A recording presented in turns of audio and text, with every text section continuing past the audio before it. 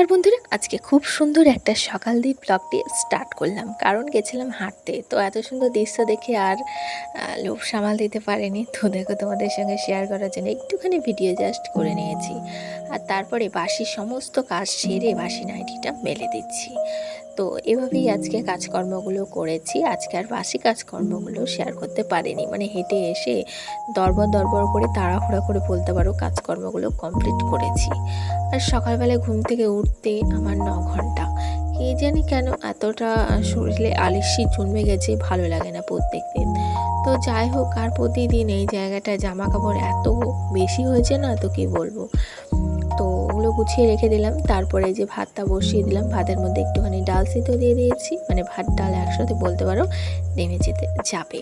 আর তারপরে দেখো, হাজব্যান্ড কিছু বাজার করে নিয়ে আসলো, মানে ডিমের ঝোল করবো তাই ডিম নিয়ে আসলো। আর কিছুদিন যাবৎ হাজব্যান্ডের খুব শরীরটা খারাপ, জানো তো, সেই জন্য ঠিকঠাকভাবে বাজারে যাচ্ছে না, আর বাজার করেও আনছে না। যা থাকছে তাই রান্না করছে, টুকটাক প্রয়োজন হলে সামনে দোকান আছে মুদির, তো সেখান থেকেই নিয়ে আসছে। তো দেখো, এখন ডিম সিদ্ধ করতে আমি বসিয়ে দিচ্ছি।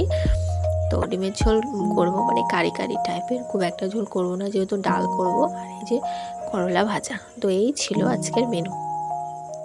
তো নুন হলুদ দিয়ে করলাটা মাখিয়ে নিলাম, নিয়ে যে এখানে ভাজা বসিয়ে দেবো। আর কিছুটা বলতে একটা করলা, মানে বড় সাইজের করলা, তো সেটা ভাজা, একটা পাঁপড় ভাজা, আর ডালটা যেটা ভাতের মধ্যে সেদ্ধ দিয়েছিলাম, ওগুলো করে হাজব্যান্ডকে তাড়াহুড়ো করে খাইয়ে দিয়ে পাঠিয়ে দিয়েছি।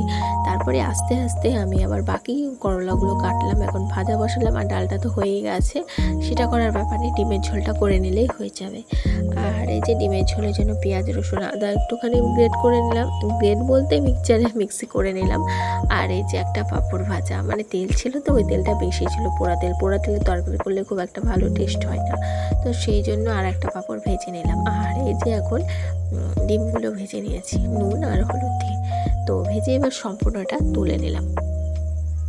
আর তারপরে ওই তেলে আলুগুলোকেও একটুখানি ফ্রাই করে নিচ্ছি, তাহলে কী হবে বলো তো, পোড়া তেলটা আর তরকারি করতে হবে না। তো তাই আর কি আলাদা করে ভেজে তুলে নিলাম। আর তারপরে যে মশলাটা মিক্সচার করেছি না, সেটা এখন দিয়ে দিলাম, দিয়ে নুন হলুদ লঙ্কার গুঁড়ো জিরে গুঁড়ো, মানে যা যা ডিমের ঝোলে লাগে, তো তাই আর কি দিয়ে মশলাটা ভালো করে একদম কষে নিচ্ছি।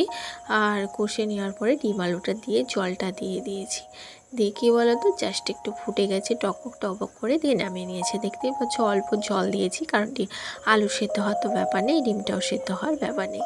তো ওইদিকে ছেলেকে একটুখানি খাইয়ে দিলাম, ওই সেন্টারের ভাত আর ডিম সেদ্ধ নিয়ে এসেছিলো মেয়ে, তো সেটা দিয়ে খাইয়ে দিলাম। আর এদিকে ডিমের ঝোলটাও নেমে গেছে, মানে বলতে পারো সমস্ত রান্নাটাই ডান। তো এখন গুছিয়ে রেখে দেবো, দিয়ে রান্নার কিছু কাজ আজকে কমপ্লিট করে চলে যাব বেডরুমে, কারণ বেডরুমের অবস্থা প্রচণ্ড বাজে, যেহেতু সকালে বাসি বিছানা তুলতে পারিনি, তাহলে বুঝতে পারছো কতটা কাজ বাকি আছে। তো যাই হোক, ভাবলাম বেডরুমটা একটুখানি ডিপ ক্লিনিং করে নেব, মানে অনেক দিন তো হলো ডিপ ক্লিনিং করা হয়নি। আর কিচেনটাও তো করা হচ্ছে না, পুজোর যে কবে পরিষ্কার করবো করে আর কি আর হাত দিচ্ছিলাম না। তো ভাবলাম যবে পরিষ্কার করব যেরকম সামনেটা ধুলো ডাস্টিং করে নিই, ঠিক সেরকম ধুলো ডাস্টিংটা করে নেব আবারও। তো সকাল থেকে সন্ধে পর্যন্ত কাজকর্ম করেছি, তার মধ্যে ডিপ ক্লিনিং, মানে অল টোটাল দেখে টাইম টু টাইম কাজ বলতে পারো গুছিয়ে করেছি। তারপর আর সন্ধ্যার দিকে রান্নাবান্নার দিকে একদম ইচ্ছে করেনি। আর আজকে যা রোদ গরম পড়েছিল বন্ধুরা, ফ্যান চালিয়ে আমি আজকে রুমটা ডিপ ক্লিন করেছি, জানো। তো তোমরা পুরো ব্লগটি দেখলেই বুঝতে পারবে। তো কি বলবো, গরমের জন্যে, আর টিনের ঘর তো বিশাল তাপ লাগে। যারা টিনের ঘরে বাস করো তারাই আমার কষ্টটা বুঝতে পারবে, তাছাড়া কিন্তু কেউ বুঝতে পারবে না। তো যাই হোক, দেখো একটুখানি কিচেনটা ক্লিনিং করে নিলাম, নিয়ে এসছি এখন বেডরুম ক্লিনিং করতে। তো দেখতে পাচ্ছ ফ্যান চালানো আছে, পর্দা নড়ছে, ফ্যান চালিয়ে আমি কাজগুলো আজকে করেছি। তো যা নোংরা থাকবে, যা পরিষ্কার হবে সেটা দেখা যাবে। আর খুব যে ধুলো ছিল তা কিন্তু নয়। তো বিছানাটা ছেড়ে নেওয়ার পরেই কিন্তু আমি ফ্যানটা অবশ্য চালিয়েছিলাম। আর এই যে বিছানাটার মাথাটাও মুছে নিয়েছি, মানে খাটের খুব ধুলো পড়ে, জানো না, তাই কোথা থেকে যে ধুলো আসে। আর যেহেতু কিছুদিন না আমার ডাস্টিংটা করা হয়নি, সেই জন্য ধুলোটা একটু বেশি হয়েছে। তো যাই হোক, আজকে আবার দেখো একটু ডাস্টিং করে নিলাম। মাঝে মধ্যে এরকম ডাস্টিং করে নিলে কী হয় বলো তো, ঘরের মধ্যে এক্সট্রা ধুলোটা পড়ে না। তো আমাদের মনে হয় ডাস্টিং আর ডিপ ক্লিনটা মাঝে মধ্যেই ঘরের করে নেওয়া উচিত। তো যাই হোক দেখো, এখন সবটা আগে পাততে ভুলে গেছি, বালিশগুলো দিয়ে দিয়েছিলাম, তাই আবার সবটা বালিশগুলো সরে সরে পেতে নিলাম। তো দেখো এখন পুরো ঘর একদম ক্লিনিং চাকাচাক, বলতে গেলে বিছানাটা মানে বাকি ফার্নিচারগুলো হয়নি। আজকে যেহেতু ডিপ ক্লিন করবো, তো বাকি ফার্নিচারগুলোও মুছতে হবে, তাই তো। তো দেখো সবটা পেতে একটু খাটের একটু অন্যরকম লুক লাগে না, তো সেই জন্যই আর কি খাটে সবটা পাতা, যাতে দেখতে আর একটু ভালো লাগে আর একটু অন্যরকম লুক লাগে। তো যাই হোক, তারপরে এই যে দেখতে পাচ্ছ আলনার অবস্থাটা কি, সেটাকে এখন ঠিক করব। সেটা না ঠিক করলে ঠিক করাই হয় না।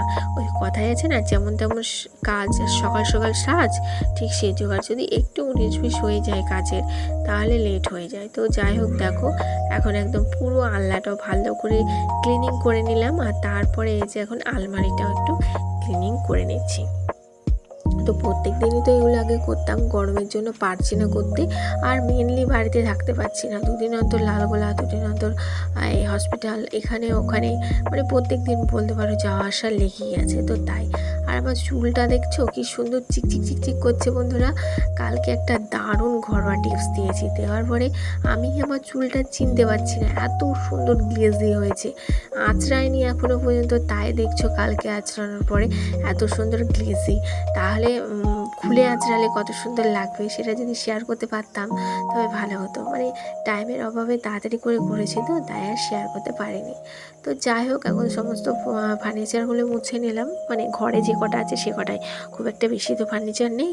তো যাই হোক, ফ্লাওয়ারটা মুছে এখন দরজাটাও একটু ঝেড়ে নিচ্ছি, কারণ ওই ধুলো পড়েছে, হাত দিলেই আবার ধুলো লেগে যাবে। তো সেই জন্যে আর কি ভালো করে ঘরের সমস্ত জিনিস, দরজাটা একদম পুরো ডিপ ক্লিনিং করে নিলাম।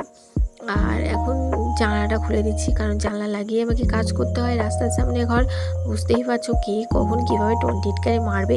আমি কারো টিটকারি মারবও না, কারো শুনবেও না। কেন বলো তো শুনবো না? কারণ আমার মনটা খুব দুর্বল, শুনলে পরে না ওই একই কথা আমি ভাবি। তো সেই জন্য আমার শোনার দরকার নেই, জানলা লাগিয়ে দিয়ে কাজ করা ভালো, তাই না? তো আমার যাদের সুবিধা, আমাকে সেই সুবিধা অনুভূতি তো কাজগুলো করতে হবে, তাহলেই তো আমার কাজগুলো ঝটপট হয়ে যাবে, তাই না? তো যাই হোক দেখো, এখন এই যে গ্রিল বারান্দাটাও মুছে নিলাম।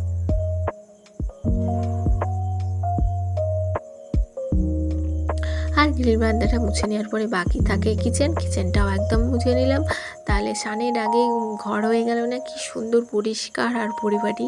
স্নানের আগে এরকম যদি ঘর পরিষ্কার পরিপাটি করে রেখে তারপরে যদি 1 ঘন্টা পরে নোংরা হয়ে যায়, তাহলে কি ভালো লাগে? লাগে না। আমরা সবসময় চাই ঘর পরিষ্কার টিপটপ করে রাখতে, কিন্তু সেটা আর হয় না, ওই যে ছোটো বাচ্চা আছে, তো সেই জন্যে। আর তারপরে দেখো, এখন বাসনগুলো সমস্তটাই মেজে নিলাম, কারণ তো আগে ভিজতে দিয়ে দিয়েছিলাম, আর রান্নাঘরের সঙ্গে সঙ্গে তো কড়াইটা মানে মুছে নিয়েছি এখনই বলছিলাম, তো সরি। তো যাই হোক, সেই জন্য আর কড়াই মাজতে তোমরা দেখলে না। তারপরে বাসন টাসন একদম স্নান টান করে নিয়ে চলে এসেছি, আর এই যে খাবার দাবারগুলো দেখিয়ে দিলাম। আজকে যেহেতু ডিম কারি রান্না হয়েছে, আমার খিদেটাও যেন মনে হচ্ছে তাড়াতাড়ি পেয়ে গেছে, তাই আজকে অন্য দিনের তুলনায় 1 ঘন্টা আগেই খেয়ে নিয়েছি। আর তারপরে সন্ধ্যাবেলায় ছেলের ভিডিও দিয়ে ব্লগটি শেষ করে দিয়েছি।